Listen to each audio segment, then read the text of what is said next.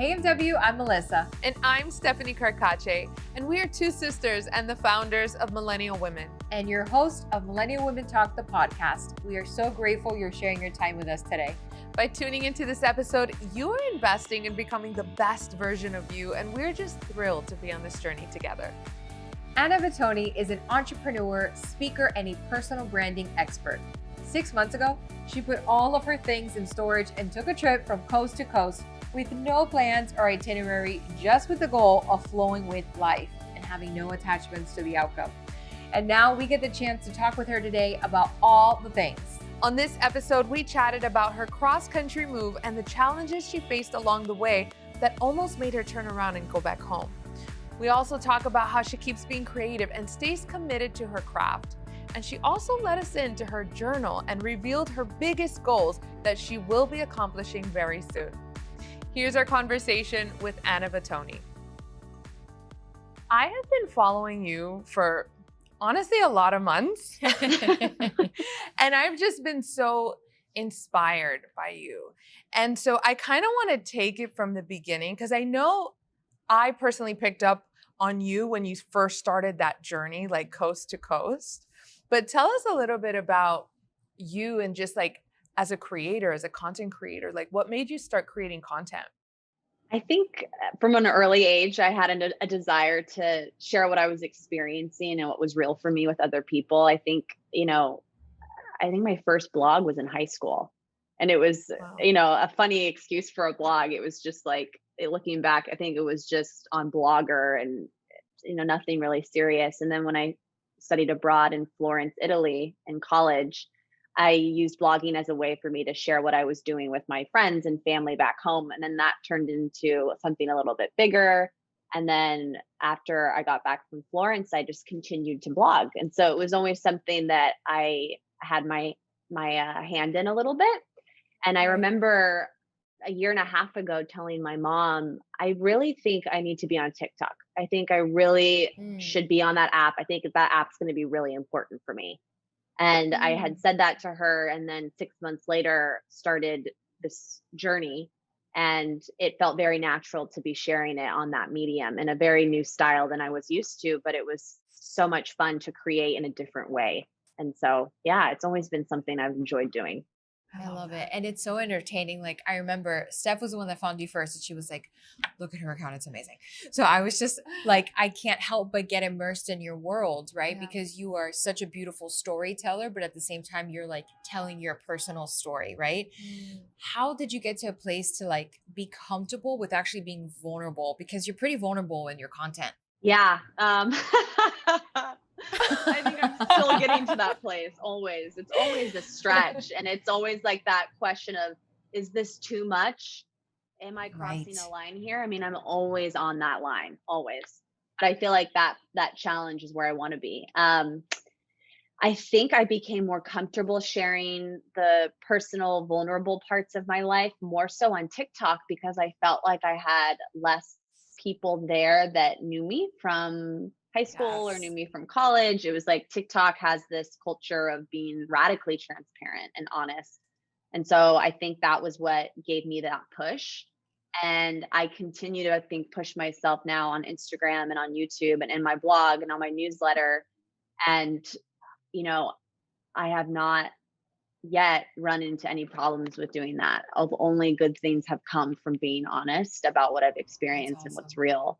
And I think that's hard for creatives who are also business owners because you're a creative and you're an artist, but you're also a business owner and you're working with your clients and you're working to, create a sustainable business that supports your life. And so you have a lot on the line, and, it's important to put out stuff that's real for you, but you also want to be conscious of running a company. So You're touching on something really important because as humans, right, as individuals, as women, we're so complex. There's so many different sides to us. And so when you say something like, be authentic on social media, you're like, well, I'm going to look like I'm living multiple lives. I'm going to look like I have 50 different personalities because that's truly who we are. And so I personally struggle with that. And I know Mel does too. And hearing you say that exactly, it's like you as a business person, when you show up on the internet, it's a different vibe. It's a different mind space. And then when you're vulnerable and sharing your personal side, that's different too. So like, It's your how do human you, side, really. yeah, It's who you are. like what's your advice on that? Because I feel like so many people struggle with that. Like, who am I going to show up as today? What's that filter, right? I think all you can do is show up as who you are right now in the moment. Sometimes for Mhm. me, I feel more creative and I feel artistic and I want to put something out that feels beautiful, that doesn't educate people, that is just a work of art, Mhm. something that I've created. And sometimes Right. my place is, educating and sharing more topics that teach people how to build their personal brand, that teach people how to be a more effective writer and communicator. And I actually think that you need both for your personal brand. If it's too personal, if it's only vulnerable, if it's only that side, then you might not be Right. respected as a business leader. You might not be respected Mm, as somebody who is a thought leader. And it depends on what you're doing, of course. But then if Right. it's, if it's all that, if it's all educational, if it's all business, then you miss out on sharing the personal aspects of your life, which make you more relatable, which make you human, right. which make people feel connected to you. So, I Exactly. mean, when you're building your personal brand, to establish yourself as a thought leader, you want to think about incorporating both into your brand. I love that. I love that. And you do such a you do that very beautifully. Like Yes. at least consuming your content, I feels very, relatable and connected, but still, like you said, it is a work of art. And I love that. But I have to ask you, girl, because listen, you're crazy. You put all your things in storage and you took a road trip across the country with no plans or itinerary. Like, what were you thinking? What made you do that? Tell us all the details. All the things. It's so funny because I look back at that point in my life and I'm like, wow, I did the thing. I think the pandemic, you know, it forced all of us to reassess what was important to us. And I realized that I needed to make a change in my life. I realized that I was ready to leave Oakland, where I was living before, but I didn't know where. I felt like it was Right. time, and I had a lot of conflict because I wanted to be grounded and I wanted to feel stability and rooted, but I knew that Oakland in the Bay Area wasn't where I was going to do that. And that was really hard Mm, for me. So I had to kind of take that leap without knowing where I was going to settle and land. And I remember the day that I woke up and told my mom that I was going to do it. I was like, I think I'm going to put my stuff in storage and I'm going to be remote. I'm going to be mobile for a while and see what happens. And so I started making plans to do that, not knowing that I was going to drive across the country, just knowing that I was going to be mobile. And then once I put my stuff in storage and I left my apartment in Oakland, a week later, I it kind of came to me. I was like, I've always wanted to see the East Coast in the fall. I have everything packed up, ready to go. I'm literally as free as a bird right now. My business is all online. I can take it with me. What is stopping me from going? And I think in the back of my mind, I also knew that I was looking for a new place to live. And I was looking for a place where I could really build a life and build a community. And what's funny is, I had such a tight knit group of friends back home, but, I still felt like there was something pulling me out here. And Mm, I needed, I owed it to myself to figure out what that was. And it was very intuitive, very, very yes. intuitive. And I think I the only reason I was able to really go through with it was because of my mom. She was super supportive of Oh, me. And, I the first night of my road trip almost turned around. I was so oh, wow. wow. scared. I got into Reno was my first stop and I got to this like casino at like 2 or 3 in the morning after driving. And I got in and I was like, I can't believe it. What am I doing? This is crazy. This is what? And all of the Yeah. alarms started going off. And I texted my mom literally that night, is it too late to turn around? And the next morning, I got on the phone with her and we kind of talked through it for an hour. And, she said, you are more than welcome to turn around and come home. You can stay with us. But I don't think that's what you really want. And I think you owe it to yourself to see what's out there. And after that, Wow. I got on the road and it felt perfect. It felt totally right. But that first night was so scary. Like, Yeah. what am I doing? What I a love great that. mom you have, because that's, know. usually parents are like, it's okay, honey, just come home. I got you. Don't Right. worry, right? Our parents would do that. Yeah. That's what I was waiting for. I was waiting for her to tell me, come back. Right. You wanted that confirmation or something. What was that conversation like with your mom? What were you afraid of? What were the thoughts? What were the feelings? Like, Yeah. why did you want to turn around?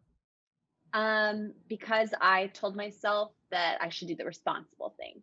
I said the Mm. responsible thing is to go home and not spend money and to work on my business and just be in one place. Yes. And actually, this whole road trip was the best thing I could have ever done for my business. It brought in so many new people. It like just totally helped my business thrive this year.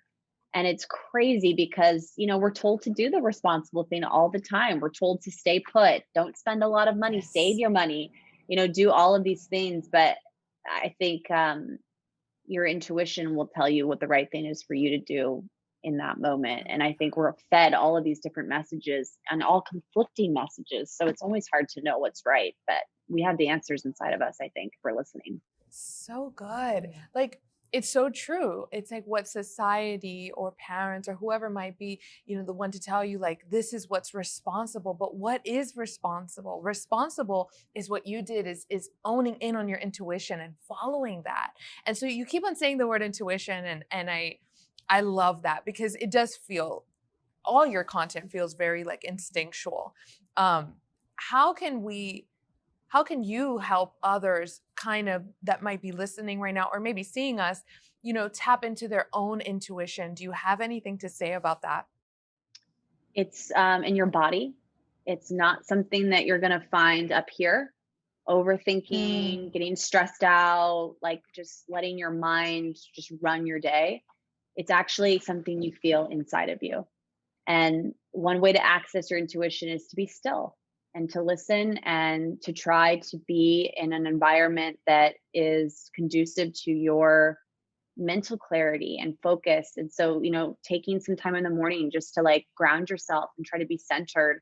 But it's usually like we know the answer if we are listening and we're being present in our experiences and we're listening to what our body tells us. And I think for some people, just knowing, like actually knowing, viscerally knowing that you have it inside of you. Every answer you need in life is in you. It is not, you can read all the books you want. You can work with all of the coaches you want. You can learn from all of these different, mediums, and all of that information and insight and knowledge is great. And it will help you, inform you. But at the end of the day, it's here. It's like, and just knowing that is helpful. So I would say to anyone who's listening, believe that and you will find the answer that you need. I love that. I love that. So important to know that, right? Because I feel like what we've been talking about, and also this, I want to change my thought for a moment, because you said something where your mind went to one place, but your intuition was another place. So you were at war with the two of you, your ego and your soul, I feel like, at that moment in time. So how were you able to, obviously talking to your mom and talking it through, but how were you able to change that mindset so that way your ego doesn't come back to haunt you on the next stop and say, turn around? What was that journey? Because going from California, right? That's where you were, to Boston. That's a long drive. You're not going to get there in 3 hours. I think part of it is I was just too lazy to drive back. Like, I've gone too far now. It's like I can't go back. That's a good way to look at it, actually. Honestly, by the time I got to Chicago, I was like, no, I am not turning around. Like, there's no way. I talked to my friend shortly after talking to my mom the next day, and I told him that I was really scared. And he said, sometimes you have to give your body a chance to catch up with your soul. Because, as human beings, we are programmed, we want to survive in the world. And so when we don't have your like stable, and you don't have that foundation underneath you, when you've uprooted yourself, of course, like you're going to feel that like all of the alarm bells are going off, like something's wrong. And so sometimes you have to give yourself some time to catch up. And I think that would be my word of advice would just be like patience. You don't always have to make a decision right then and there. Like you can let things percolate and you can sit with them for a little while and then make a decision. I think sometimes we feel like pressured to have to decide or define things right now, but not necessarily. You can give things a few days or even a few weeks. And then the more time passes, the more things become more clear. Oh, that's what your friend said is so powerful. Like sometimes your soul, your body has to catch up to your soul. That's powerful. Whoa. Yeah. I know you had this video that really stood out to me where, you mentioned that you just don't want to have attachments to outcome. How do you achieve that? Because we automatically always expect something, especially when we're investing ourselves, when we're putting in work, whether it be in a relationship, whether it be on ourselves, on our careers. When you're investing and taking time, you want to expect something in return. Like, how do you not attach yourself to outcome? And so how has that been for you? And how do you get there if you've gotten there? Yeah. I think I'm always working to get there. I don't think I've ever arrived there, but that was the theme of the road trip, was to be unattached to outcome. And I think what helped was for me to actually be on a trip where I couldn't be attached to any one place because I was continuing to drive. And so I was actually like seeing that in real time and also trying to practice that in my life with my business, with relationships. And what I ended up doing or trying to focus on was just not letting my mind wander to the future and just trying to be 100% locked into the moment, locked into the person, locked into the experience, to the words that they're saying, and to like really give someone or something your undivided attention as it is right then in that moment. And when you're so mindful and so dedicated to the present, you can't do anything but be there. And, attachment, I think, comes from having anxiety about what this person or thing or experience will bring for you in the future. It's all like future talk, not present talk. So that was just my goal, was to try to like really be present. I think for me, I practice that the most with the relationships. In the past, I struggled with it, like not feeling like I wanted things, if something felt good, I wanted it to last forever. And I think the most growth for me as an individual came from realizing that it doesn't have to last forever for it to be great and for it to change you and transform you and then move on to something else that's beautiful, and you never run out of things to love. Oh, I love that. And not having some sort of like timeline or like I'm supposed to arrive here by this date and time. We had this great conversation with a previous guest about that, where it was just like, you just keep moving and moving and moving. I mean, we don't know like when, let's say, the business will thrive or when you'll meet the one or whatever that is, right? Like, what are your thoughts on that? Have you dealt with that? Like saying, hey, by X time, like for example, if you moved across the country, pretty much, you're like, I need to be here by this time. Like, did you have a time frame for yourself? When I was driving, no, I didn't. I was very adamant about not having a timeline. And, I allowed myself to stay way longer in Chicago than I planned on doing. And then when I got to Boston, I decided, wow, I think I might actually want to stay here. But I let things kind of unfold. And it was beautiful to learn how to to see that this type of life could be possible, that you can let things unfold and be as they are. And everything is just fine when you do that. It's not like the world ends. It's like everything keeps moving. It feels like that sometimes. Well, because you feel like when you're not being proactive, then what are you doing? Right. Then you feel like nothing's going to happen if I don't do something. But nature teaches us that things are always happening, and yet they're not in a rush. Like everything just happens in its time. It's the ebbs and flows. It's the flows. And I want to talk to you a little bit about that. How are you dealing with this? Because also as a content creator, and we know, because we're creators, and anybody viewing, listening to this, you see the beautiful video, but you don't see the edits, and you're so intentional with the music. Options. I always look at your videos for music. You're killing it. You always know what songs to pick. Farwell. We love him. Shout out to Austin right now. And shout out to Anna because she put me onto him. But it's so much work. It's it's turning on the camera, but then it's editing. It's putting the right, song. It's putting the right writing. You're so good at it. Like, you are such a writer. And we're gonna get to, your new endeavor at the end of this episode. But I really want to talk to you about that, like that pressure that you already have going on in your own real life, right? So like you're traveling, you're moving, you're figuring things out. Now you have all this responsibility. You're also creating content. And a business. And a business. You got your students, you got your clients. Like, talk to us a little bit about that flow and how that's been for you. As I'm listening to you say that, I'm like, oh, yeah. I'm still trying to figure it out, in all honesty. I am 100% still trying to figure it out, because I think there are days where I feel more driven to create, and other days where I'm like, I've got nothing. I've got nothing to share right now. And I'm constantly working to figure out how.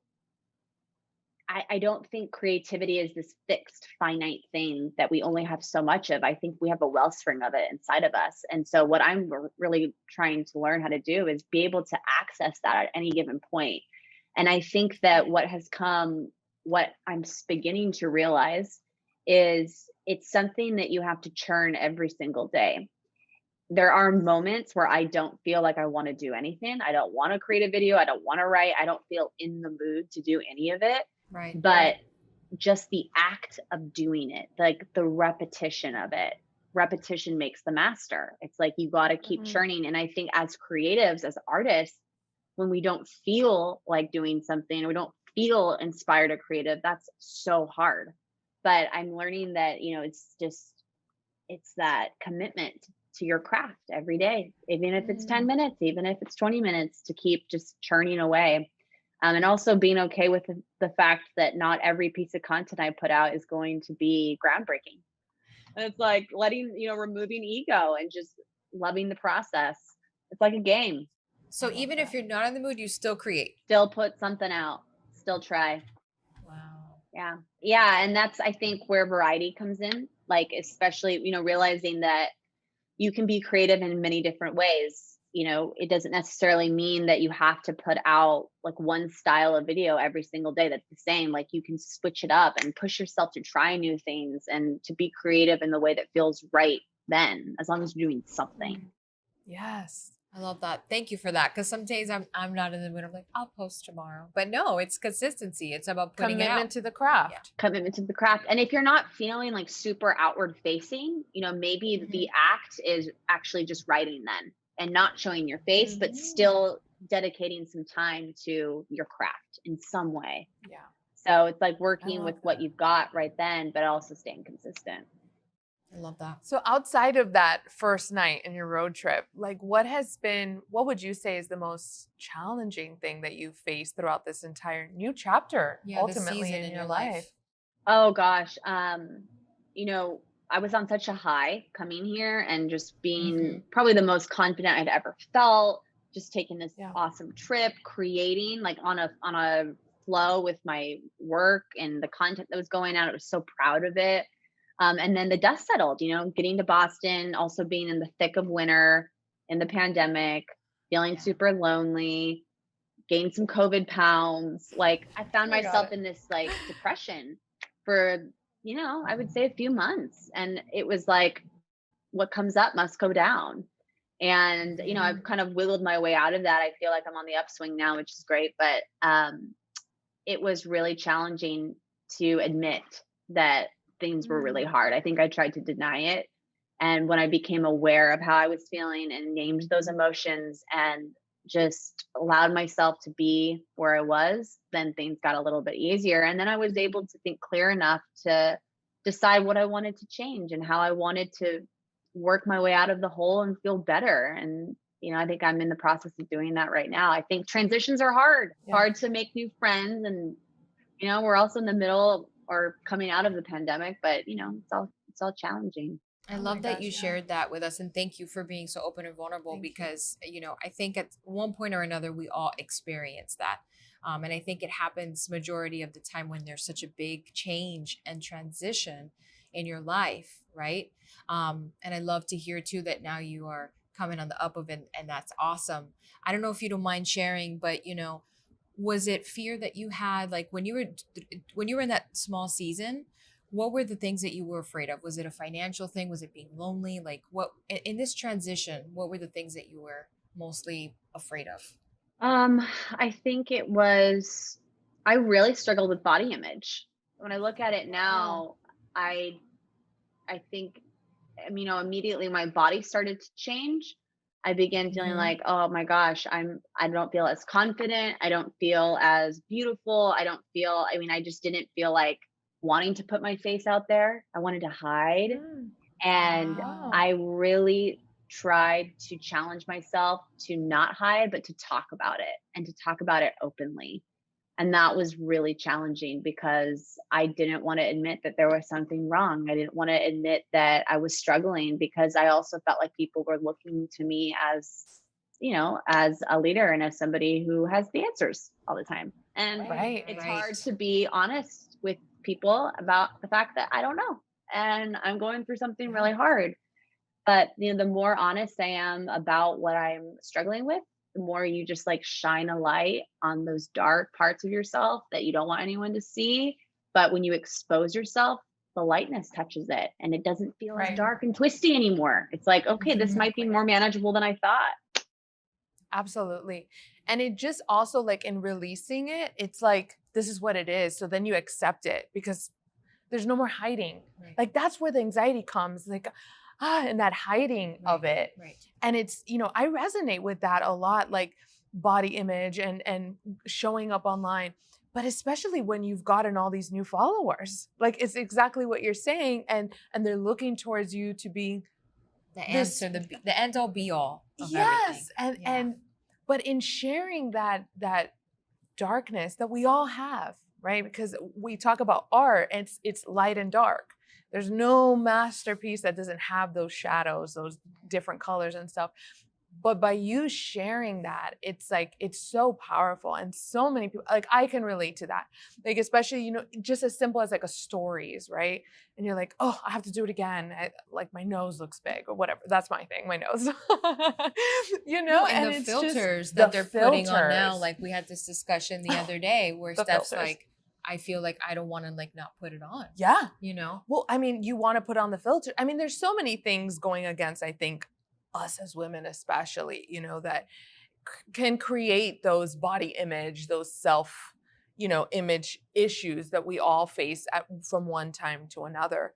But, being brave enough, like how you are, to speak on it, engages other people now to speak. And then whoever's listening, or seeing this can feel seen because we're all going through it, right? Yeah. And, I think talking about the body image stuff was weird because it's not in my like line of, that doesn't feel like it's my brand or doesn't feel like it's my Mm, Yeah, I see what you And, mean. one thing that I try to convey to my students and clients too is that if it's happening to you, it's part of your personal brand because it's happening to you. It's part of you. that's good. I love that. Talk to us a little bit about PBA. Because we know that you're helping so many people right now, just killing it in the personal branding arena. So we would love for you to share a little bit about PBA. Yeah. So it's a 3-month program that teaches entrepreneurs how to build their personal brand. So we take our students through the process of creating their personal website, deciding their visual identity, helping them craft their message and the story that they want to share with others, and then how to use social media and create content consistently. So it's a really intensive 3-month experience. And people, I think what's so interesting about it is people go into it wanting to build a personal brand, but what they come out of it with is just this whole new level of self-awareness and understanding of who they are. Yes. And I think when you are not afraid to look at yourself honestly and you're also given a space where you can share honestly, people walk away feeling really affirmed and more confident in who they are and more confident in sharing what's important to them. So that's our program. We typically take like 15 people through it every quarter. And so, yeah, we get a chance to get really close with people, and there's breakout sessions, and it's just like become this really awesome community. I love that. When did this idea like come to be? Was this something you had before you moved, or was this during this trip? It was before I moved. Yeah, it was before I moved. I took like a few of my clients through the program one-on-one. And so I like really worked on the curriculum with my one-on-one clients and made sure that it was something I felt like was sustainable in this group setting. And when I was finally ready to do that, I changed, yeah, I created like a group program. And I think actually that was more powerful than I ever imagined, because people had this chance to talk about, to have dialogue about what they were feeling and experiencing in this like really safe space. And the breakout groups are where a lot of people have that transformation. It's like right there in That's conversation. amazing. And I think I didn't realize how powerful just the community aspect is, just being able to talk about things and to have other people offer their feedback and weigh in. And yeah, that's really, I think, what's been the most powerful part about it. I love that. I love that. So, Anna, what is the ultimate goal for you? And I know that's hard because that changes, but right now, in the present moment, what's the ultimate goal for Anna Vatuone? Do you just want to hear what I just wrote in my journal today? Oh my gosh, yes. I want to be a millionaire before I'm 30. And the way I'm going to do that is I am going to continue building PBA. I think it's an amazing program. I bet every ounce of myself on it. And I'd also like to create a program where people can become certified to be a PBA coach, and they can take their own students through the program and use the curriculum to teach and empower their own students.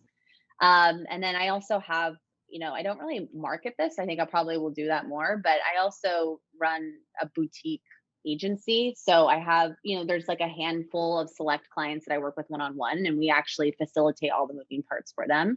So we help them with their website and the copy and photos and stuff. And so I'd like to continue building that.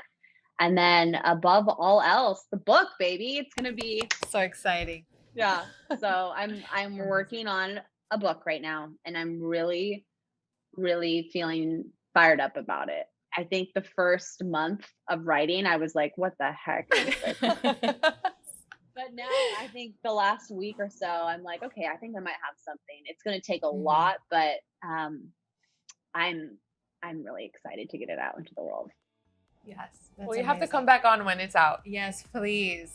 All good things, amazing things are coming to you, Anna, and you know this. We absolutely love you, and we just want to say thank you. Thank you so much for joining us today and speaking with us. Thank you. That was fun. Thank you for tuning into today's episode. If you want to learn more about Anna and the PBA program, please visit annavatuone.com. Subscribe and leave us a review on all of your favorite platforms. This helps us continue to bring you great conversations just like this to you every single week. And text us to the phone number below for subscriber-only freebies and perks to help you become the best version of yourself. As always, we encourage you to continue on with the conversation, keep being the strong, amazing woman that you are, and never forget to live inspired. Until next time, MW. Always love, Melissa and Stephanie Carcache.